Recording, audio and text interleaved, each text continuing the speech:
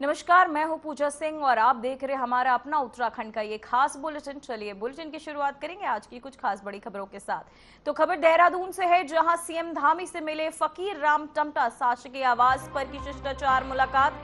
गंगोली हाट से विधायक है फकीर राम टमटा। क्षेत्र विकास के मुद्दों पर हुई बातचीत। वहीं आपको बताते चले, गंगोली हाट से विधायक है फकीर राम टमटा, जहां उन्होंने सीएम से मुलाकात भी की। मुख्यमंत्री पुष्कर सिंह धामी से गंगोली हाट में विधायक फकीर राम टमटा ने शासकीय आवास में शिष्टाचार भेंट की। इस दौरान दोनों नेताओं के बीच क्षेत्रीय विकास से जुड़े विभिन्न मुद्दों पर गंभीर चर्चाएं भी हुई हैं। विधायक टमटा ने मुख्यमंत्री और गंगोली हाट क्षेत्र में समस्याओं और विकास कार्यों से अवगत कराया गया। बताया जा रहा है कि बैठक सौहार्दपूर्ण माहौल में हुई और मुख्यमंत्री ने क्षेत्र की आवश्यकताओं को प्राथमिकता देने का आश्वासन भी दिया है। तो वहीं आपको बता दें कि शासकीय आवास पर यह शिष्टाचार भेंट की गई है, जहां आपको बता दें कि ये मुलाकात ऐसे समय में हुई जब प्रदेश में मंत्रिमंडल विस्तार की चर्चाएं जोरों पर है, जिससे राजनीतिक हलचल और भी तेज हो गई है। तो वहीं आपको बता दें, सीएम धामी से मिले फकीर राम टमटा, जहां इनकी मुलाकात को लेकर अब राजनीतिक गलियाओं में चर्चाएं जो है तेज हो चुकी हैं। साथ ही आपको बता दें, मुख्यमंत्री पुष्कर सिंह धामी से गंगोली हाट के विधायक फकीर राम टमटा ने शासकीय आवास में शिष्टाचार भेंट किए। इन दौरान दोनों नेताओं के बीच क्षेत्रीय विकास से जुड़े विभिन्न मुद्दों पर गंभीर चर्चाएं भी हुई। खबर देहरादून से, जहां उत्तराखंड के मुख्यमंत्री पुष्कर सिंह धामी ने उनके शासकीय आवास पर जागेश्वर विधानसभा क्षेत्र से विधायक मोहन सिंह महरा से शिष्टाचार भेंट की। इस दौरान क्षेत्र के विकास से जुड़े विभिन्न महत्वपूर्ण मुद्दों पर विस्तार से चर्चा हुई। विधायक महरा ने मुख्यमंत्री को जागेश्वर क्षेत्र की जनता की ओर से विभिन्न मांगों और समस्याओं से अवगत कराया। उन्होंने क्षेत्र में सड़क, स्वास्थ्य, शिक्षा और पर्यटन विभाग से संबंधित प्रस्तावों को मुख्यमंत्री के समक्ष रखा।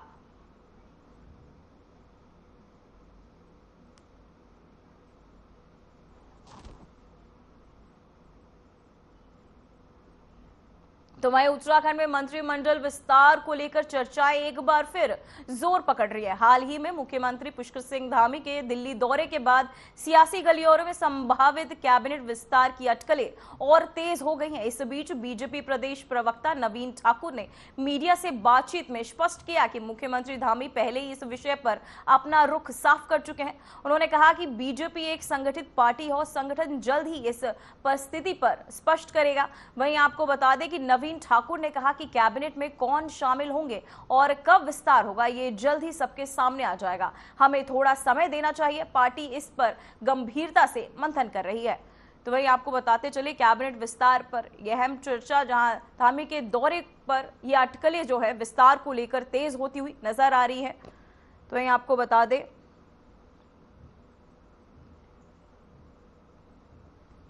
बीजेपी जल्द लेगी फैसला। जहां धामी के दौरे पर यह अटकलें तेज होती हुई मंत्रिमंडल विस्तार को लेकर लगातार राजनीतिक गलियारों में अटकलें अब तेज हो रही हैं।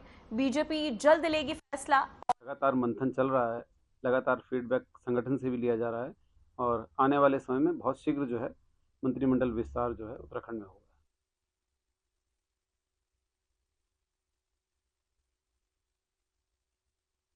आपको बताते बीजेपी जल्द लेगी फैसला। साथ ही आपको बता दें, सीएम धामी के दौरे से अटकलें अब तेज होती हुई नजर आ रही है। जहां आपको बता दें, मुख्यमंत्री के दिल्ली दौरे के बाद मंत्रिमंडल के विस्तार की जो ये चर्चाएं हैं अब तेज होती हुई नजर आ रही हैं। साथ ही आपको बता दें, सीएम धामी के दौरे के बाद ये अटकलें तेज, जहां थोड़ा इंतजार करे, ये बीजेपी की ओर से जो है जवाब सामने आया। जहां धामी दौरे को लेकर ये अटकलें तेज, जहां मंत्रिमंडल विस्तार को लेकर अब राजनीतिक गलियारों में अटकलें अब और चर्चाएं अब तेज होती नजर आ रही है।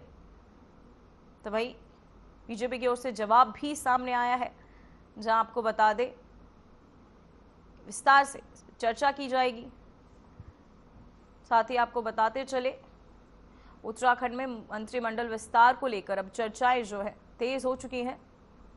सीएम धामी के दौरे के बाद ये अटकलें तेज, जहां आपको बता दें, विस्तार को लेकर चर्चाएं एक बार फिर जोर पकड़ रही है और हाल ही में मुख्यमंत्री पुष्कर सिंह धामी के दिल्ली दौरे के बाद सियासी गलियारों में संभावित कैबिनेट विस्तार की अटकलें और तेज हो गई हैं। इस बीच बीजेपी प्रदेश प्रवक्ता नवीन ठाकुर ने मीडिया से बातचीत में स्पष्ट किया कि मुख्यमंत्री धामी पहले ही इस विषय में अपना रुख साफ कर चुके हैं। उन्होंने कहा कि बीजेपी एक संगठित पार्टी है और संगठन जल्द ही इस पर स्थिति स्पष्ट करेगा। नवीन ठाकुर ने कहा, कैबिनेट में विस्तार को लेकर जल्दी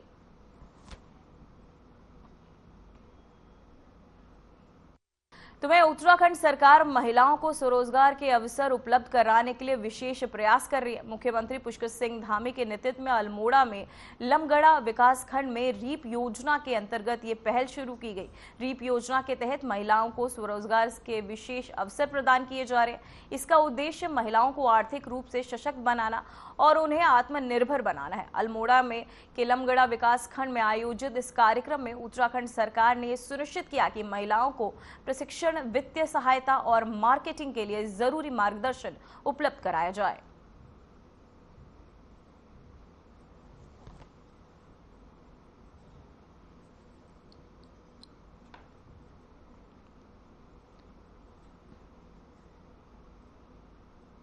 तो वही खबर देहरादून से है, जहां प्रदेश में लगातार आ रही आपदाओं को लेकर पूर्व मुख्यमंत्री हरीश रावत ने चिंता जताई है।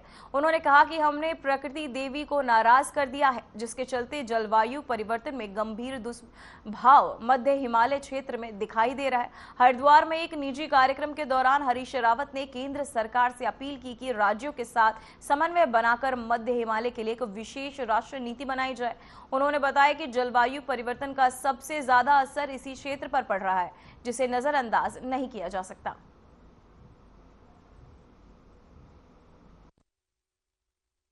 सबसे चिंताजनक पहलू ये है कि हमने प्रकृति देवी को नाराज कर दिया और ये सारे मध्य हिमालय की व्यथा है कि आज जलवायु परिवर्तन का सबसे अधिक दुष्प्रभाव इस हिमालयी क्षेत्र को, जिसमें उत्तराखंड, हिमाचल, जम्मू कश्मीर सम्मिलित है, उनको झेलना पड़ रहा है। एक इस मध्य हिमालय के लिए पृथक राष्ट्रीय नीति बननी चाहिए।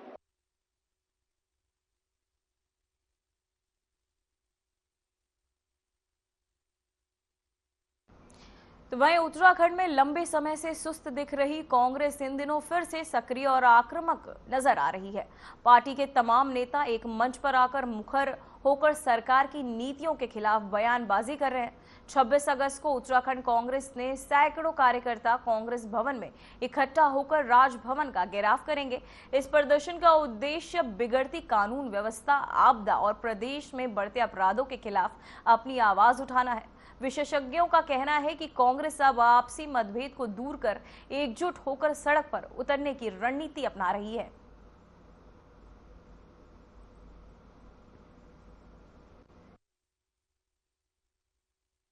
उत्तराखंड प्रदेश कांग्रेस कमेटी के माननीय अध्यक्ष करण महाराज जी के निर्देशानुसार आगामी 26 अगस्त को सुबह 10:30 बजे से प्रदेश कांग्रेस मुख्यालय से कांग्रेस के हजारों कार्यकर्ता राजभवन कूच करेंगे, राजभवन के घेराव के लिए। प्रदेश के अंदर जिस प्रकार से लगातार कानून व्यवस्था ध्वस्त हो रही है, प्रदेश के अंदर हर दिन अपराध घटित हो रहे हैं, महिलाओं के खिलाफ हिंसा के मामले बढ़ रहे हैं, हत्याओं के, बलात्कार के मामले बढ़ रहे हैं।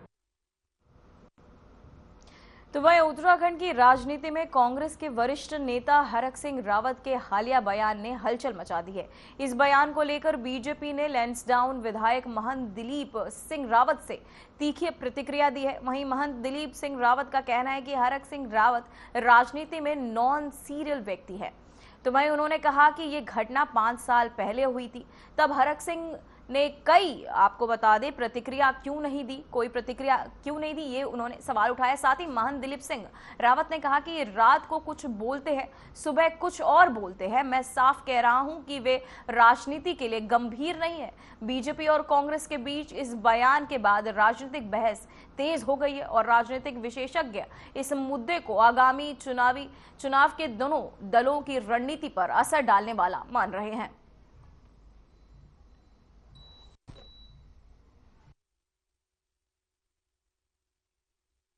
उनसे निवेदन ये करूंगा कि पहले जब 5 साल पहले ये घटना हुई थी तब उन्होंने क्यों नहीं कहा? तब क्या उन पे नैतिकता नहीं थी? और मैं समझता हूं कि देखिए वो नॉन सीरियस, राजनीति में नॉन सीरियस व्यक्ति हैं। और आप अगर उनके 10-15 सालों के स्टेटमेंट को लेओगे तो रात को वो कुछ कहते हैं, सुबह लेके कुछ कहते हैं, और कब निष्ठा बदल दें, कब अपने विचार बदल दें और कब हाथ जोड़ दें, ये उनके नेचर का कोई पता नहीं चलता। तो मैं समझता हूं कि वो नॉन सीरियस राजनीतिक हैं और जनता भी समझती है कि वो उनकी बातों का कोई गंभीरता लेता नहीं। उत्तराखंड की राजनीति में इन दिनों सरगर्मियां तेज हो गई हैं। कांग्रेस के वरिष्ठ नेता और पूर्व मंत्री हरक सिंह रावत ने बीजेपी को राज्य से जड़ से मिटाने की कसम खाई है। तो वहीं इस पर बीजेपी की नेत्री और हरक सिंह रावत के पुत्रवधू अनुकीर्ति रावत ने स्पष्ट किया कि वे बीजेपी के साथ है और प्रधानमंत्री नरेंद्र मोदी के विचारों से सहमत होकर बीजेपी में शामिल हुई है। उन्होंने कहा कि हरक सिंह रावत कांग्रेस के नेता है और अपनी पार्टी के लिए काम कर रहे हैं, इसलिए पार्टी के लिए बयान भी दे रहे हैं। तो वही आपको बताते चले, उत्तराखंड की राजनीति में एक गर्माहट देखने को मिली, जहां हरक सिंह रावत का ये विवादित बयान, तो वहीं बीजेपी को मिटाने का ऐलान को लेकर आपको बता दें ये विवादित बयान जो है सामने आया है। वहीं उनकी पुत्रवधू अनुकीर्ति का बीजेपी को समर्थन देना आपको बता दें, जहां वो कहती हैं कि बीजेपी से वो आपको बता दें कि उनका समर्थन है, साथ ही विचारों से वो प्रभावित भी हैं। उन्होंने उत्तराखंड की राजनीति में गर्माहट जो है देखने को मिल रही है, जहां आपको बता दें कि उत्तराखंड की राजनीति में इन दिनों सरगर्मियां तेज हो गई हैं। कांग्रेस के वरिष्ठ नेता और पूर्व मंत्री हरक सिंह रावत ने बीजेपी को राज्य से जड़ से मिटाने की कसम खाई है। तो वहीं इस पर बीजेपी की नेत्री और हरक सिंह रावत की पुत्रवधू अनुकीर्ति रावत ने स्पष्ट किया कि वे बीजेपी के साथ हैं और प्रधानमंत्री नरेंद्र मोदी के विचारों से सहमत होकर बीजेपी में शामिल हुई हैं। उन्होंने कहा कि हरक सिंह रावत कांग्रेस के नेता है और अपनी पार्टी के लिए काम कर रहे हैं, इसलिए पार्टी के लिए बयान भी दे रहे हैं। तो वही उनका ये बयान जो है सामने आया है अनुकीर्ति का, जहां आपको बता दें अनुकीर्ति का बीजेपी को ये समर्थन देखने को मिला। साथ ही आपको बता दें हरक सिंह रावत का ये विवादित बयान, जिसके चलते आपको बता दें बीजेपी को मिटाने का ऐलान कर उन्होंने ये विवादित बयान जो दिया, जो अभी चर्चाओं में भी है। हमारे प्रदेश अध्यक्ष ने इस पर ऑलरेडी, माननीय भट्ट जी ने ऑलरेडी इस पर अपनी टिप्पणी करी है और मैं सोचती हूँ कि ठीक है, हमारे प्रदेश के बड़े नेता इस पर ऑलरेडी अपना विचार रख चुके हैं, क्योंकि जिस समय की ये बात है उस समय तो मैं खुद ही राजनीति में नहीं थी। उसका संज्ञान जो है या इस परिपेक्ष में मैं बहुत डिटेल में तो आपको नहीं बता पाऊंगी, लेकिन जो हमारे पार्टी के बड़े सीनियर लीडर्स हैं, जो ऑफिशियल बयान उनका आया है, मैं सोचती हूँ ऑलरेडी इस पर वो दे चुके हैं। खबर देहरादून से, जहां कांग्रेस के वरिष्ठ नेता हरक सिंह रावत के तहत बीजेपी को लेकर दिए गए विवादित बयानों ने उत्तराखंड की राजनीति में हलचल मचा दी है। इस पर बीजेपी के विधायक खजान दास ने कड़ा हमला किया है। उन्होंने हरक सिंह रावत को बीजेपी से निष्कासित व्यक्ति बताते हुए कहा कि उनकी ये बयानबाजी पार्टी के खिलाफ दुखद और चिंताजनक है। खजान दास ने कहा, जिस थाली में खाते हैं उसी में छेद करने का काम कर रहे हैं हरक सिंह रावत। तो वहीं बीजेपी किसी व्यक्ति से नहीं बल्कि अपने कार्यकर्ताओं से चलती है।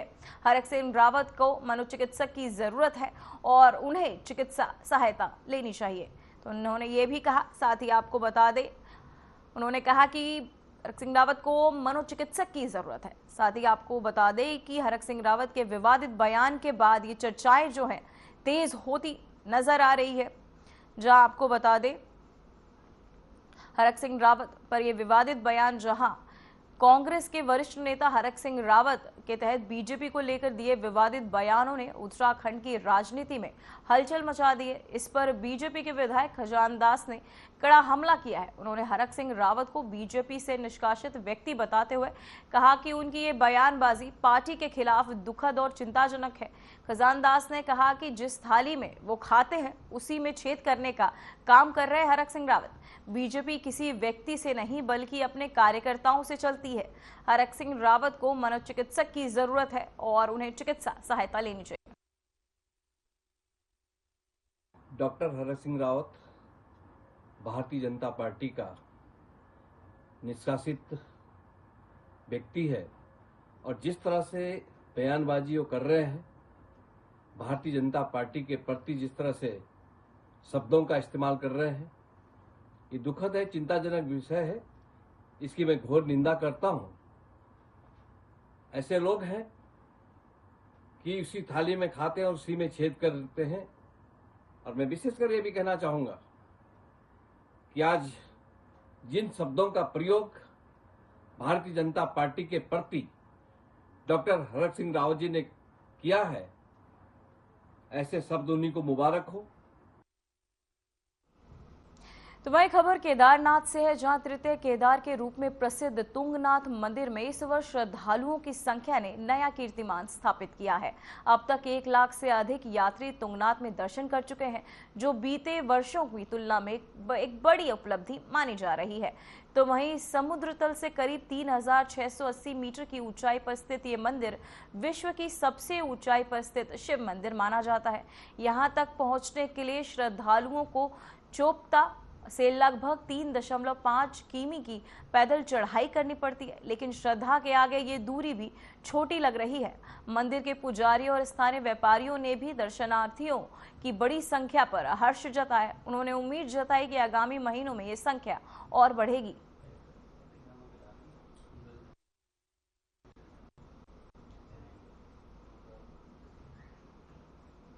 तो वहीं देहरादून में लगातार हो रहे निर्माण कार्यों और सड़क चौड़ीकरण के कारण राजधानी की हरी भरी आबोहवा प्रभावित हो गई है।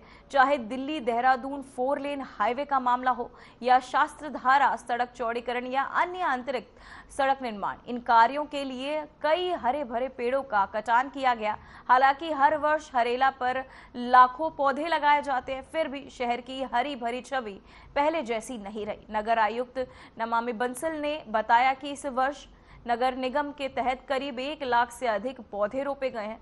आगे ग्रीनिंग पॉलिसी के तहत निगम ने 3 साल की कार्य योजना तैयार की है। इसके अंतर्गत शहर के विभिन्न हिस्सों में ग्रीन कवर बढ़ाने के लिए जमीन चिन्हित की जा रही है। निगम का उद्देश्य है कि देहरादून को और अधिक ग्रीन बनाया जाए।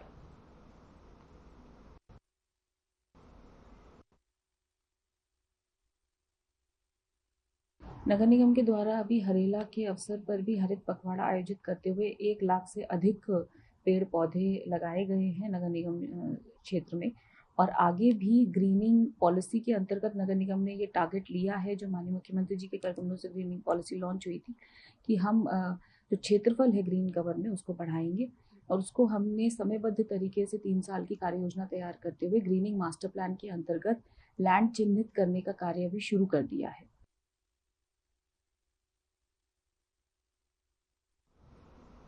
तो वहीं देहरादून मौसम विभाग ने भारी बारिश का अलर्ट जारी किया है। इस चेतावनी के मद्देनजर 25 अगस्त सोमवार को देहरादून जिले के सभी आंगनबाड़ी केंद्रों और कक्षा 1 से 12वीं तक के विद्यालयों में अवकाश घोषित किया गया है। मौसम विज्ञान केंद्र देहरादून के अनुसार जनपद देहरादून में भारी से बहुत भारी बारिश का पूर्वानुमान है। वहीं आपको बता दें, सुरक्षा और बच्चों की सुविधा को ध्यान में रखते हुए प्रशासन ने सभी सरकारी और निजी स्कूलों के साथ आंगनबाड़ी केंद्रों में अवकाश का फैसला लिया है। प्रशासन ने लोगों को भी सलाह दी है कि वे अनावश्यक रूप से घरों से बाहर ना निकले और सुरक्षित स्थानों पर बने रहें।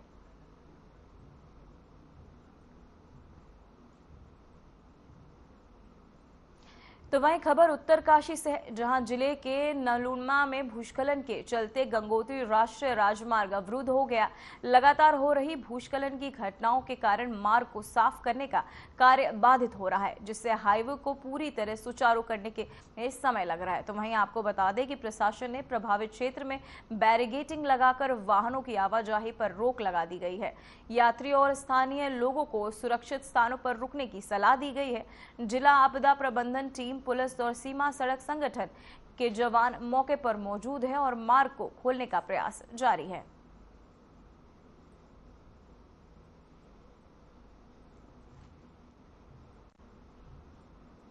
तो वहीं खबर बागेश्वर से है, जहां मौसम विभाग ने भारी बारिश का अलर्ट जारी किया है। इस चेतावनी के मद्देनजर सोमवार को भी आंगनबाड़ी केंद्र और कक्षा 1 से 12वीं तक के विद्यालयों में अवकाश घोषित किया गया। मौसम विज्ञान केंद्र देहरादून के अनुसार जनपद देहरादून में भारी से बहुत भारी वर्षा का पूर्वानुमान है। सुरक्षा और बच्चों की सुविधा को ध्यान में रखते हुए प्रशासन ने सभी सरकारी और निजी स्कूलों के साथ आंगनबाड़ी केंद्रों को भी अवकाश का फैसला किया है।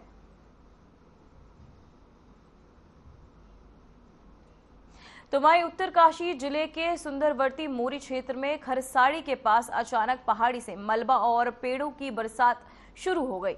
वहीं इस कारण भद्रासू के पास सड़क पूरी तरह अवरुद्ध हो गया है। स्थानीय प्रशासन ने राहत और बचाव कार्य के लिए टीमों को तैनात किया है। वहीं लोगों से अपील भी की गई है कि वह फिलहाल इस मार्ग का इस्तेमाल न करें और सुरक्षित स्थानों पर रहें। मलबा हटाने और सड़क को यातायात के लिए खोलने का कार्य जारी है।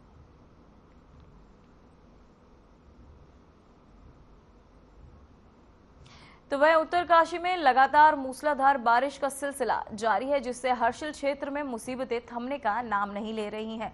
हर्षिल स्थित तेलगाड़ गदेरा एक बार फिर उफान पर है। कुछ दिनों पहले इसी गदेरा ने सेना से के बेस कैंप को पूरी तरह तबाह कर दिया था। प्रशासन और सेना को सतर्क रहने और स्थानीय लोगों को सुरक्षित स्थानों पर ले जाने की चेतावनी दी जा रही है।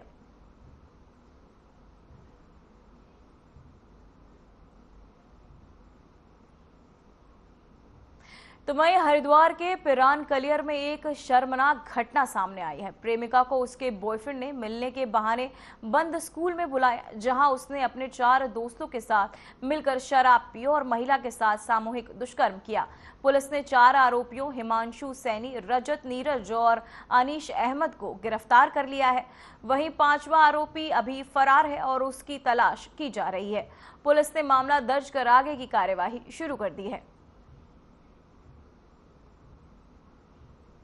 तो वहीं रुड़की में स्मार्ट मीटर को लेकर किसानों और स्थानीय अधिकारियों का विरोध बढ़ता जा रहा है। नगर पंचायत इमली खेड़ा के अध्यक्ष मनोज कुमार सैनी ने किसानों के समर्थन में खड़े होकर कहा कि वे अपने क्षेत्र में किसी भी सूरत में स्मार्ट मीटर नहीं लगने देंगे।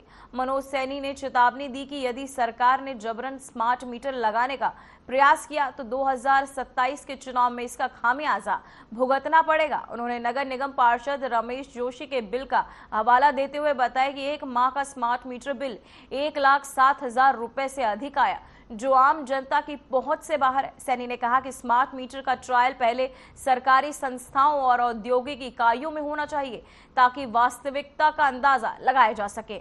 अन्यथा ये मीटर जनता के लिए परेशानी और अधिकारियों के लिए अवैध कमाई का जरिया बन सकते हैं।